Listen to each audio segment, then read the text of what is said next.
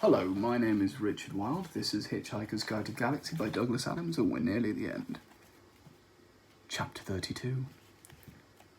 Emergency! Emergency! Blared the klaxons throughout Magrathea. Hostile ship has landed on planet. Armed intruders in Section 8A. Defense stations. Defense stations.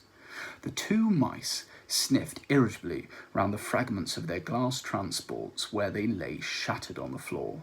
"Damnation!" muttered Frankie Mouse. "All that fuss over 2 pounds of earthling brain!" He scuttled round and about, his pink eyes flashing, his white coat bristling with static. "The only thing we can do now," said Benji, crouching and stroking his whiskers in thought, "is try and fake a question, invent one that will sound plausible." "Difficult," said Frankie, he thought. "What about what's yellow and dangerous?" Benji considered this for a moment. No good," he said. "Doesn't fit the answer." They sank into silence for a few seconds. "All righty," said Benji. "What do you get if you multiply 6 by 7? No, too literal, too factual," said Frankie. "Wouldn't sustain the punter's interest." Again they thought. Then Frankie said, "Here's a thought. How many roads must a man walk down?" "Ah," said Benji. "Aha, now that does sound promising." He rolled the phrase around a little. "Yes," he said. "That's excellent. Sounds very significant without actually tying you down to meaning anything at all. How many roads must a man walk down? 42. Excellent. Oh, Foxham, Frankie, baby, we are made." Good Lord, that voice is a challenge. They performed a scampering dance in their excitement. Near them on the floor lay several rather ugly men who had been hit about the head with some heavy design awards. Half a mile away, 4 figures pounded up a corridor looking for a way out. They emerged into a wide-open plan computer bay. They glanced about wildly. "Which way do you reckon, Zaphod?" said Ford. "At a wild guess, I'd say down here," said Zaphod, running off down to the right between a computer bank and the wall. As the others started after him, he was brought up short by a kilo-zap energy bolt that cracked through the air inches in front of him and fried a small section of the adjacent wall. A voice on a loud hailer said, "Okay, Beeblebrox, hold it right there. We've got you covered." "Cops!" hissed Zaphod and span around in a crouch. "You want to try and guess it all, Ford?" "Okay, this way," said Ford, and the 4 of them ran down a gangway between 2 computer banks. At the end of the gangway appeared a heavily armoured and spacesuited figure waving a vicious kilo-zap gun. "We don't want to shoot you, Beeblebrox," shouted the figure. "Suits me fine," shouted Zaphod back, and dived down a wide gap between 2 data process units. The others swerved in behind him. "There are 2 of them," said Trillian. "We're cornered." They squeezed themselves down in an angle between a large computer databank and the wall. They held their breath and waited. Suddenly, the air exploded with energy bolts as both the cops opened fire on them simultaneously. "Hey, they're shooting at us," said Arthur, crouching in a tight ball. "I thought they said they didn't want to do that." "Yeah, I thought they said that," agreed Ford. Zaphod stuck her head up for a dangerous moment. "Hey," he said, "I thought you said you didn't want to shoot us," and ducked again. They waited. After a moment, a voice replied, "It isn't easy being a cop." "What did he say?" whispered Ford in astonishment. "He said it isn't easy being a cop." "Well, surely that's his problem, isn't it?" "I'd have thought so." Ford shouted out, "Hey, listen, I think we've got enough problems of our own having you shooting at us, so if you could avoid laying your problems on us as well, I think we find it all easier to cope." Another pause, and then the loud hailer again. "Now see here, guy," said the voice on the loud hailer. "You're not dealing with any dumb 2-bit trigger-pumping morons with low hairlines, little piggy eyes and no conversation. We're a couple of intelligent, caring guys that you'd probably quite like if you met us socially. I don't go about gratuitously shooting people and then bragging about it afterwards in seedy space ranger bars like some cops I could mention. I go around shooting people gratuitously and then I agonise about it afterwards for hours to my girlfriend. Sorry to my ex. And I write novels, chimed in the other cop. Though I haven't had any of them published yet, so I better warn you, I'm in a mean mood. Ford's eyes popped halfway out their sockets. Who are these guys? He said. Dunno, said Zaphod. I think I preferred it when they were shooting. So, are you gonna come quietly? Shouted one of the cops again, or are you gonna let us blast you out? Which would you prefer? Shouted Ford. A millisecond later, the air about them started to fry again, as bolt after bolt of Killer Zap hurled itself into the computer bank in front of them. The fusillade continued for several seconds at unbearable intensity. When it stopped, there were a few seconds of near quietness as the echoes died away. You still there? Called one of the cops. Yes, they called back. We didn't enjoy doing that at all, shouted the other cop. We could tell, shouted Ford. Now, listen to this, Beeblebrox, and you better listen good. Why? Shouted back Zaphod. Because, shouted the cop, it's going to be very intelligent and quite interesting and humane. Now, either you all give yourselves up now and let us beat you up a bit, though not very much, of course, because we're firmly opposed to needless violence, or we blow up this entire planet and possibly one or two others we noticed on our way out here. But that's crazy, cried Trillian. You wouldn't do that. Oh, yes, we would, shouted the cop. Wouldn't we? He asked the other one. Oh, yes, we'd have to, no question, the other one called back. But why? Demanded Trillian. Because there are some things you have to do, even if you're an enlightened liberal cop who knows all about sensitivity and everything. I just don't believe these guys, muttered Ford, shaking his head.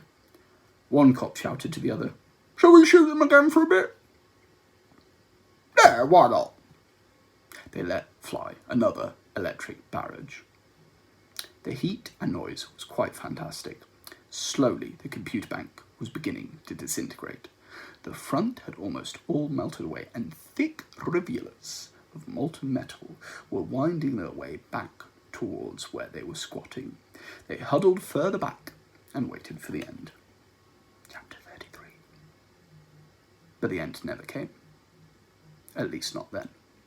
Quite suddenly the barrage stopped, and the sudden silence afterwards was punctuated by a couple of strangled gurgles and thuds. The four stared at each other. What happened? Said Arthur. They stopped, said Zaphod with a shrug. Why? Dunno, do you want to go and ask them? No. They waited. Hello? Called out Ford. No answer.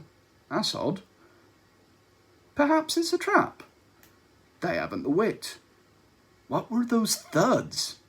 Dunno. They waited for a few more seconds. Right, said Ford, I'm going to have a look. He glanced round at the others. Is no one going to say, no, you can't possibly, let me go instead? They all shook their heads. Oh, well, he said, and stood up. For a moment, nothing happened. Then after a second or so, nothing continued to happen. Ford peered around through the thick smoke that was billowing out of the burning computer. Cautiously, he stepped out into the open. Still, nothing happened. 20 yards away, he could dimly see through the smoke the space-suited figure of one of the cops. He was lying in a crumpled heap on the ground. 20 yards in the other direction lay the second man. No one else was anywhere to be seen. This struck Ford as being extremely odd. Slowly, nervously, he walked towards the first one. The body lay reassuringly still as he approached it, and continued to lie reassuringly still as he reached it and put his foot down on the Killer Zap gun that still dangled from its limp fingers. He reached down and picked it up. Meeting no resistance, the cop was quite clearly dead. A quick examination revealed him to be from Blagulon Kappa. He was a methane-breathing life form dependent on his spacesuit for survival in the thin oxygen atmosphere of Magrathea. The tiny life support system computer on his backpack appeared to have unexpectedly blown up. Ford poked around in it in considerable astonishment. These miniature suit computers usually had the full backup of the main computer back on the ship, with which they were directly linked through the sub-ether. Such a system was fail-safe in all circumstances other than total feedback malfunction, which was unheard of. He hurried over to the other prone figure and discovered that exactly the same impossible thing had happened to him, presumably simultaneously. He called the others over to look. They came, shared his astonishment, but not his curiosity. "Let's get shot out of this hole," said Zaphod. "If whatever I'm supposed to be looking for is here, I don't want it." He grabbed the second kilozap gun, blasted a perfectly harmless accounting computer, and rushed out into the corridor, followed by the others. He very nearly blasted hell out of an air car that stood waiting for them a few yards away. The air car was empty, but Arthur recognised it as belonging to Slarty Bartfast. It had a note from him pinned to part of its sparse instrument panel. The note had an arrow drawn on it, pointing at one of the controls. It said, "This is probably the best button to press." The final chapter, 34.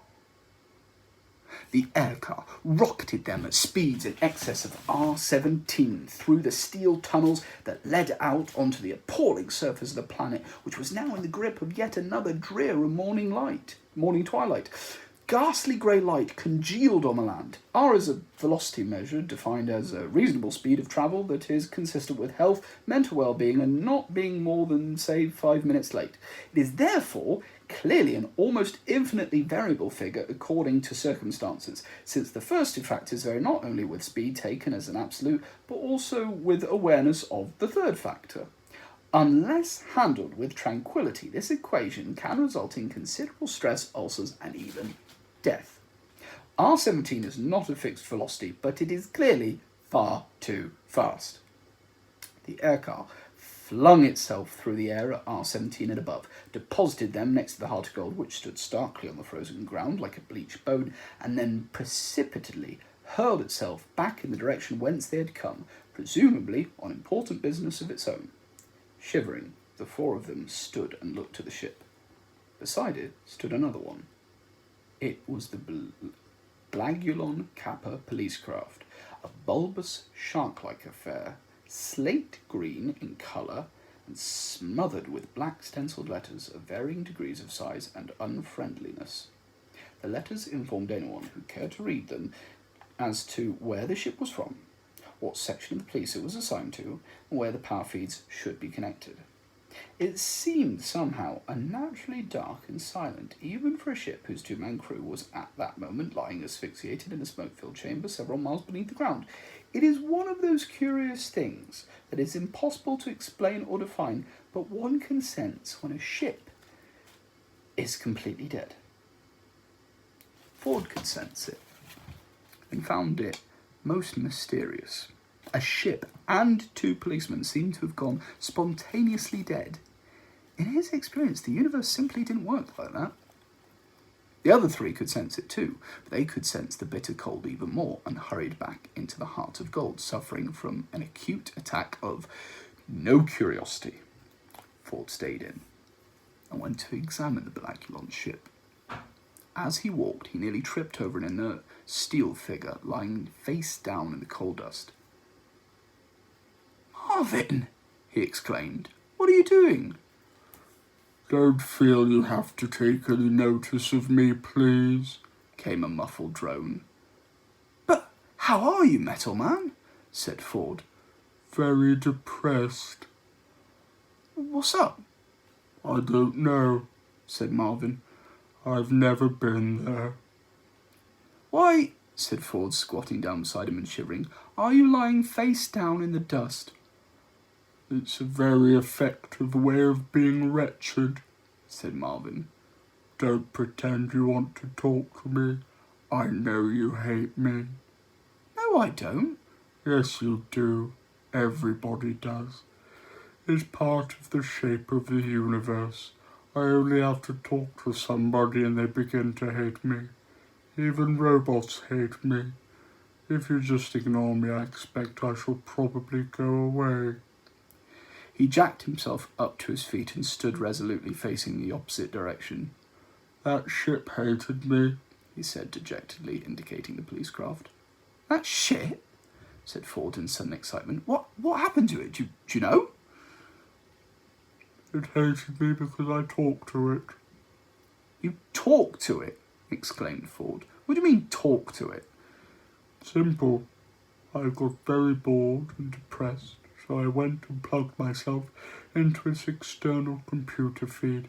I talked to the computer at great length and explained my view of the universe to it, said Marvin. What happened? Pressed Ford. It committed suicide, said Marvin, and stalked off back to the Heart of Gold. Chapter 35. I miscounted.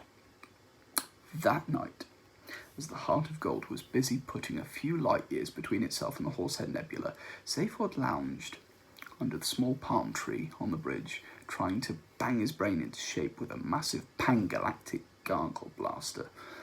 Ford and Trillian sat in the corner discussing life and matters arising from it, and Arthur took to his bed to flip through Ford's copy of The Hitchhiker's Guide to the Galaxy.